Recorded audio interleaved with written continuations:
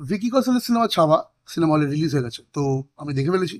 দেখে ফেলার পর একটাই কথা মাথায় এলো, এরকম সিনেমা আরো হওয়া দরকার ভাই, প্রচুর হওয়া। কিছুদিন ধরে শরীরটা একটু খারাপ ছিল, যার জন্য গলা একটা এখনো বসে আছে, তো একটু কথা বলতে অসুবিধা হচ্ছে, তো তোমরা সেটা ম্যানেজ করে নিও, কারণ বুঝতেই পারবে। এবার সিনেমার দিকে আছে। সিনেমা যখন প্রথম শুরু হচ্ছে তখন থেকে মানে ফার্স্ট ফাইটিং সিকোয়েন্স দিয়ে যে সিনেমাটা স্টার্ট হচ্ছে ভাই, প্রথম মোমেন্ট থেকে সিনেমা ঘুষবাস চালু করবে। প্রথম মোমেন্ট থেকে যেভাবে ম্যাডক ফিল্ম, প্রথম কথা তো C2 আর আমাদের মুঞ্জা মুঞ্জা থেকে যা টাকা কালেকশন করেছিল সব ঢেলে দিয়েছে একেবারে। তো চলো VFX এ কোনো খামতি একদম হতে দেবো না। তবে খামতি কি হয়নি, খামতি অবভিয়াসলি আছে। খামতি অবভিয়াসলি বলিউড বা সাউথের সিনেমা হলে খামতি থাকবে, এটা করে দিতে পারে, নাহলে ওদের নাম খারাপ হয়ে যায়। সিনেমার সেট ডিজাইনিং, সিনেমার কি বলে স্ক্রিন প্লে বা ইয়ে যা বলো, প্রত্যেকটা জিনিস আমি একটাই ফাটাফাটি। অ্যাক্টার্সদের পারফরমেন্স তো মারাত্মক ছিল, বিশেষ করে ভিকি কৌশল ভাই, ওই বান্দাটা এখন আমার মোস্ট ভার্সাটাইল বলতে আমার ওর কথাই মনে পড়ে একমাত্র, ভিকি কৌশল যেন ভার্সাটালিটি। মানে তুমি দেখো না, শ্যাম বাহাদুর দেখো, এইটা হয়ে গেল আমাদের কি বলে সর্দার উধম সিং, তারপর ছাভা। প্রত্যেকটা ক্যারেক্টারে লোকটা নিজের ছেলেটা নিজেরটা পুরোটা দিয়ে দেয়। এমনি এমনি কি ক্যাটরিনা কাইফকে পটিয়ে ফেলেছে নাকি? এবার ক্যাটরিনা কাইফকে কি দেখিয়ে পটিয়েছিল সেটা আমরা কেউ জানি না।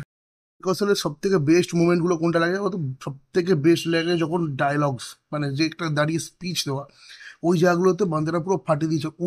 উড়িতেও করেছিল হাউস দ্য জস, এখানে হাড় হাড় মহাদেব, এই যে ব্যাপারটা, এগুলো ভিকি কৌশল ফাটিয়ে দেয়। আরেকজনের কথা না বললেই নয়, সেটা হচ্ছে আমাদের অক্ষয় খান্না। ঠিক আছে, খুব বড় রোল ছিল, অ্যাকচুয়ালি খুব বড় রোল ছিল, বাট ক্যামিও ক্যামিও লাগছিল। ঠিক আছে, ওকে তো প্রথম কথা মেকআপ যে প্রস্থেটিক যা দেওয়া হয়েছিল ওটা তো বোঝাই যাচ্ছিল না এটা অক্ষয় খান্না অরঙ্গজেবের যে রোলটা প্লে করেছে, সুন্দরভাবে প্লে করেছে, কোনো খামতি নেই। আমি এর মধ্যে কিন্তু কিছু অ্যাকশন সিকোয়েন্স নিয়ে যদি আসি খামতির কথাতে, তাহলে পার্টিকুলারলি আমি শুনেছি ভিকি কৌশল নাকি এই সিনেমাটার জন্য 6 মাস হর্স রাইডিং, শর্ট ফাইটিং এগুলো ট্রেনিং করেছিল। বাট যখনই শর্ট ফাইটিং এর যেগুলো আসে, কোথাও কোথাও গিয়ে একটু একটু মনে হচ্ছিল যে কিরকম একটা লাগে। বিশেষ করে অ্যাকশন গুলো ওভার দ্য টপ দেখিয়েছে, এইটা আমার কাছে একটা খুব বড় কমপ্লেন। ছত্রপতি সম্ভাজি মহারাজের যখন তুমি এটা করছো, এই জলের ভেতরে কি স্প্রিং লাগানো আছে নাকি ভাই? জল থেকে তাং, আবার কি একটা সিন, প্রথমে ভিকি কৌশল উঠলো, ও স্টপ, তারপর আরো 4 জন উঠছে, চাক চাক চাক চাক, এই টম এন্ড জেরি সিকুয়েন্স লাগছে। ভিকি কৌশল ফাটিয়ে দিয়েছে, কোনো মানে দুবিধা বা কোনো শঙ্কা নেই এটাতে। বাট এইগুলো টুকটাক, বিশেষ করে কিছু জায়গায় যখন একদম ওয়াইড অ্যাঙ্গেলে ওপর থেকে শটটা নিচ্ছে, টপ ভিউটা নিচ্ছে, আমি বুঝতে পারি না VFX আর্টিস্ট বা CGI আর্টিস্টদের এদের কি একটা অবসেশন আছে। সব ঠিকই আছে, সব ঠিক আছে, পাখিগুলোকে আনার কি দরকার? আর পাখিগুলো এনেছো তো পাখিগুলোকে ভালো করে করো ভাই। পাখিগুলো মনে হচ্ছে যে উড়ে চলে গেল ভাই, কিরকম একটা বিরক্তিকর। একটা সিন আছে যেখানে অক্ষয় খান্না ওই ওর কোনো ইকে গলায় ফাঁস দিয়ে মেরে দেবে, তো ওই সিনটাও খুবই ফেক ছিল। আর বিশেষ করে রশ্মিকান্ত দ্বারা ভালো অ্যাক্টিং করেছে, বাট ওই মারাঠি অ্যাকসেন্টটা না আসে না, মনে হচ্ছে যেন মুখস্থ করে বলছে, কিন্তু আর তেলেগুর টানটা চলে আসে সাউথে। তো এই জায়গাগুলো খেয়াল রাখা দরকার ছিল, বাট হয়নি খেয়াল, সিনেমা তৈরি হয়।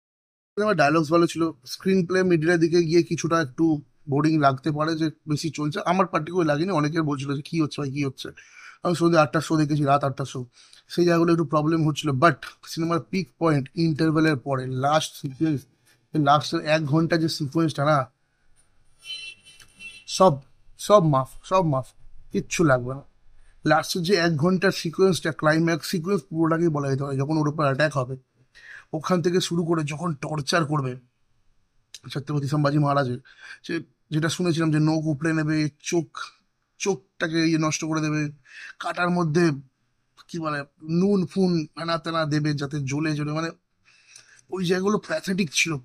R-rated সিনেমা কি, এখানে দেখলে তোমার নিজের ইয়ে লাগবে যে ভাই লোকটা, মানুষটা কত কষ্ট সহ্য করেছিল কিন্তু ভেঙে যায়নি, শেষ পর্যন্ত দমে মানে দাঁড়িয়ে গেছে।